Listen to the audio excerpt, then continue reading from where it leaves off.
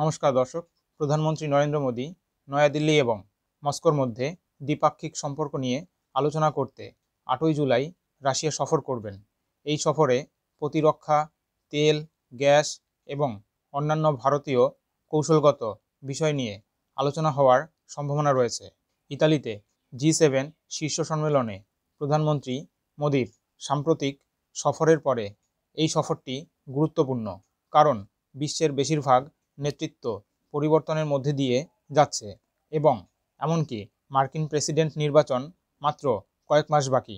জাতীয় নিরাপত্তা উপদেষ্টা অজিত দোভাল ইতিমধ্যেই বেশ কয়েকটি অনুষ্ঠানে রাশিয়ার রাষ্ট্রপতি ভ্লাদিমির পুতিনের সঙ্গে দেখা করেছেন। প্রধানমন্ত্রী 2022 সালে উজবেকিস্তানে সাংহাই কোঅপারেশন অর্গানাইজেশনের শীর্ষ সম্মেলনের ফাঁকে রাশিয়ার রাষ্ট্রপতির সাথে শেষ দেখা করেছিলেন, যেখানে তিনি পুতিনকে বলেছিলেন যে আজকের যুগ যুদ্ধের নয়। ভারত চায় না যে রাশিয়া বিভিন্ন বিষয়ে চীনের উপর সম্পূর্ণ নির্ভরশীল থাকুক, কারণ ভারত বেশ কয়েকটি প্রতিরক্ষা সরঞ্জাম ক্রয়ের জন্য রাশিয়ার উপর অত্যন্ত নির্ভরশীল।